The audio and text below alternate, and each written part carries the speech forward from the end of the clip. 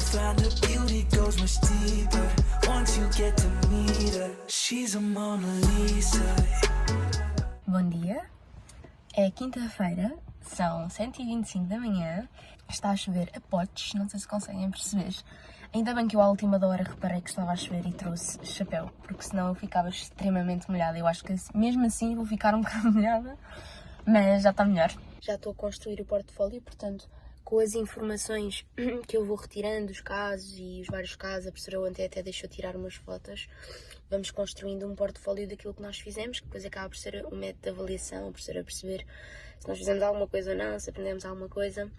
Temos visto casos muito giros, inclusivamente a professora até chega a chamar-nos. Imaginem, estávamos na zona do SO, que é o Serviço de Observação, e do nada chegou então um senhor com o INEM, vermelho, acabou também por morrer, mas a professora é muito querida e lembra-se de nós e vai-nos chamar e vai-nos explicar o caso. E não estamos ali esquecidos, o que acaba por ser bom. Portanto, recomendo esta optativa. Tem sido o que eu mais gostei até agora na faculdade. Apesar de eu estar no terceiro ano, já consigo entender algumas coisas e ao mesmo tempo estou a aprender com as pessoas do quinto e do quarto ano. Ontem foi mesmo muito enriquecedor. Inclusivamente até me tiveram a explicar o eletrocardiograma todo. Fomos ao mítico piso 9 da faculdade, à zona da medicina intensiva, ter uma apresentação com o Dr. Nuno Gaibin, que é um doutor bastante conhecido, também inclusivamente assistente de anatomia.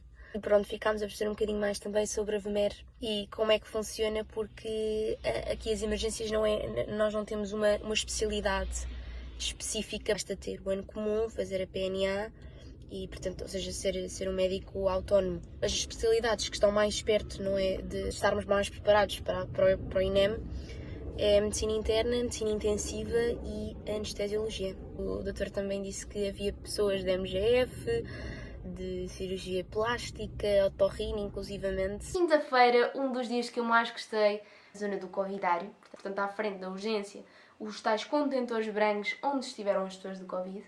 Eu gostei muito desta zona, não em si pelo que estavam a fazer, porque era um bocadinho mais monótono, as pessoas estavam sentadas, tinham, de facto, era como se fosse o serviço de observação, os pacientes então deitados e os médicos então sentados ao computador à frente e ali a observar, não é? Ir de cama a cama, perceber como é que a pessoa estava, como é que estava a evoluir.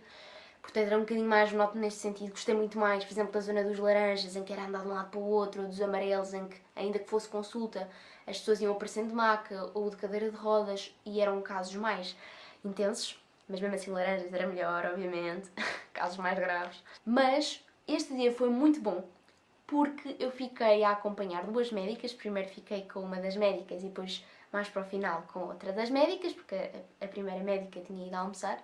E as médicas foram tão queridas, não têm noção.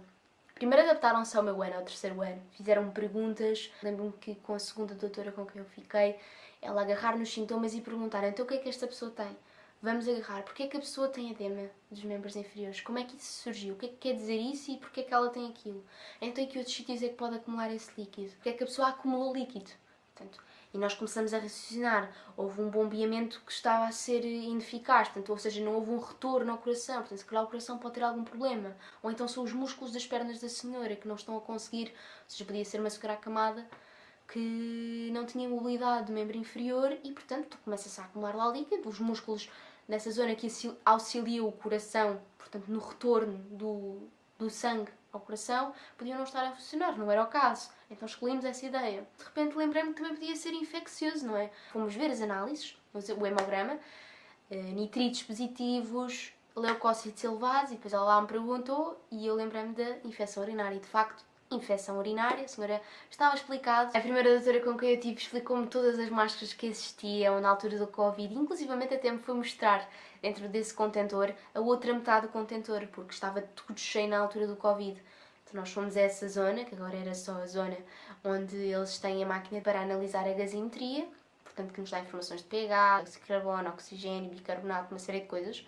Neste dia também colhi a história clínica com um rapaz do 6º ano que estava de Erasmus espanhol. Foi muito giro porque finalmente encontrou alguém português que percebia espanhol, então ficámos ali a falar um bocadinho mais. Se o paciente não percebesse o espanhol do rapaz, eu lá traduzia. Foi uma das histórias clínicas que eu senti que tivemos a colher mais tensas, inclusivamente ao escutar e assim, porque o paciente era médico, portanto ele tinha noção daquilo que nós estávamos a fazer ou a fazer mal, não é? Com a primeira doutora com que eu tive, ela foi mesmo muito querida também, mostrou-me taques, raio-x e não só aquilo que estávamos a ver, portanto a parte patológica, mas esse raio-x ou taque da mesma pessoa há uns meses, porque existe essa informação recolhida, está na base de dados da pessoa, de consultas anteriores ou de exames anteriores que fez, e isto foi a quinta-feira.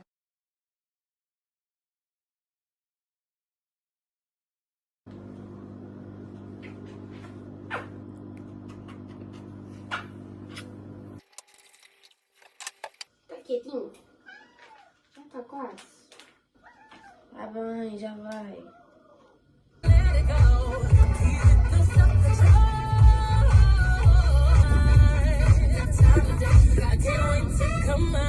Bom dia, são 7h30 da manhã, vamos saber como é que está o trânsito. Nesta altura, em que temos toda a gente animada, mas o trânsito pode não estar muito animado. Pois, não parece.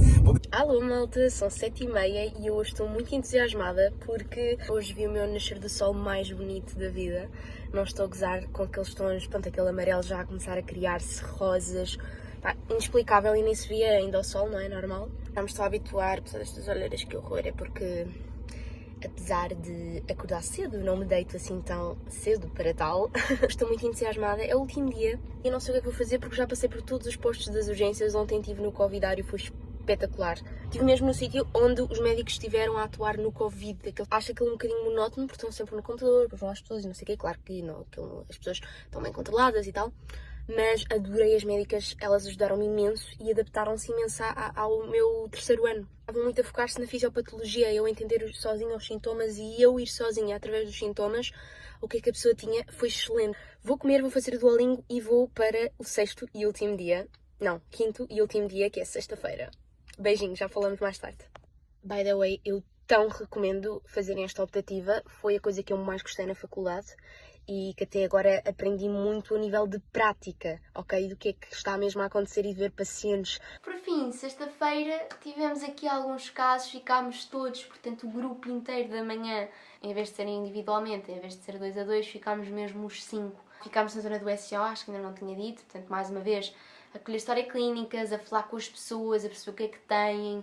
Depois foi muito giro, fomos escolher a história clínica de um senhor que tinha um pneumotórax. O que é um pneumotórax? É quando nós temos ar entre as duas camadas da pleura, aquele revestimento que está à volta dos nossos pulmões. Mas quando a camada mais interna, portanto a pleura mais interna, rompe por alguma razão, o ar sai dos pulmões e vai para esta zona. Essa zona fica cheia de ar e os pulmões acabam por ser comprimidos. Não têm a capacidade total e a pessoa não consegue respirar bem, aqui no caso à direita, e foi muito giro depois nós conseguirmos ver no raio-x e já tinha visto também noutra situação um pneumotórax, portanto eu já consegui identificar onde é que era a linha, portanto para perceber que a pessoa estava com um pneumotórax, e depois foi muito giro ficarmos a pensar pelas perguntas que nós fizemos, percebemos que de facto a pleura provavelmente rompeu por aquele esforço todo que o senhor tinha. Ele estava a mudar-se, imenso esforço com mobílias, inclusivamente lombargia à direita, fazia tudo sentido. Muito interessante esta lógica, porque se nós conseguimos perceber para trás,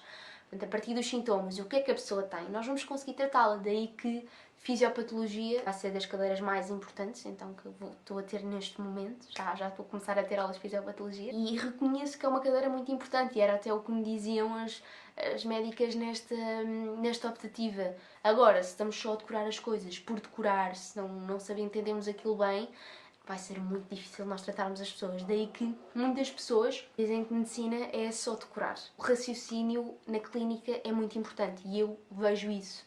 Outra pessoa que nós vimos, tivemos então a fazer a palpação ali ao nível do abdômen e nós conseguimos reparar que o vaso estava grande, portanto tínhamos uma esplenomegália, e depois foi mesmo muito interessante ver na TAC, porque nós víamos a TAC e o fígado estava do mesmo tamanho do baço. O baço é uma coisa muito mais pequenina e que deve ficar, portanto, ali atrás da grelha costal, e mais na parte final, inferior, mas, portanto, posterior, atrás da grelha costal, ainda neste caso não, enorme. Inclusivamente o rim esquerdo estava ali ao nível da fossa ilíaca, portanto ali é a zona da anca, ok? E não é aí que está o rim de todo. Também chegámos a ver um senhor com cirrose, portanto cirrose hepática crónica. Quando nós palpamos, portanto ele está aumentado, está cheio de nódulos. Foi muito interessante porque nós estávamos a palpar, era enorme, sentiam como se fossem muitas bolinhas. Vocês não estavam a tocar num órgão fígado que vocês conhecem. Estavam a tocar numa superfície que tinha inúmeras bolinhas e vocês estavam a sentir essas irregularidades. Neste caso, de facto, era alcoolismo e o alcoolismo em Portugal é a causa mais frequente, portanto, da cirrose hepática. Depois do alcoolismo temos como causas mais frequentes em Portugal a hepatite C e a hepatite B, portanto, a causa da cirrose. Sexta, havia então assim o primeiro caso em que ninguém nas urgências sabia o que aquela pessoa tinha. Mas também era um senhor, portanto nem se sabe o país, sabe-se que era um país mais de leste, que não fala português, não fala inglês, portanto era impossível contactar, falar com a pessoa. Sabia-se que havia um familiar que falava português, ainda não se tinha conseguido fazer esse contacto com a pessoa, portanto não havia nada, portanto para trás antecedentes, que não se sabia nada, não se sabia nada de história da pessoa. Todos os exames que estavam a ser feitos, as análises, tudo, a pessoa já tinha um histórico de coisas que tinham feito desde ontem para hoje, nada estava a encaixar, havia ali um sintoma que não estava a fazer sentido. Vimos uma punção lombar. Demorou um bocadinho mais, estava a ser difícil conseguir controlar o senhor, porque ele realmente estava muito agitado e não... Quando nós retiramos líquido cefalorraquidiano, porque nós temos a coluna vertebral, no centro temos a medula espinhal e existe líquido ali entre umas camarinhas e tal. Pensou-se em meningite, pensou-se em encefalopatite, mesmo assim, líquido cefalorraquidiano normal, não estava a conseguir perceber. E eu, pronto, foi o último dia, não sei mais o que é que aconteceu. Gostei mesmo muito desta semana. Foi aquilo que eu mais gostei aqui em medicina, foi ir às urgências. Não sei o que é que isso significa, quer dizer, por um lado acho que gosto de agitação, por outro lado posso só não ter noção porque eu de facto não estava a ser médica e não estava com aquela pressão toda. Houve um rapaz desta optativa, já do 5º ano, que disse que não foi a optativa favorita, que tinha gostado mais do ambiente de consulta. Gostava mais desse tipo de ambiente mais calmo, mais organizado, que era uma desorganização e as pessoas têm de ter muito mais práticas, mais rápidas a falar o que é que a pessoa tem. E ele não se sentiu confiante ali. Mas eu até gostei desta agitação. O tempo passa mais rápido, são pessoas em estado muito crítico. Ter a oportunidade de poder ajudá-las é uma missão de vida que me faz sentido. O médico tem muito valor e as urgências mostram isso. Esta experiência de uma semana a vivenciar com os médicos e com os auxiliares, com as enfermeiras, ninguém vos tira. E achei que foi muito enriquecedora para o meu percurso e agradeço muito. É isso. Eu espero que vocês tenham gostado. Um grande beijinho e vemos daqui a 2 semanas. Tchau!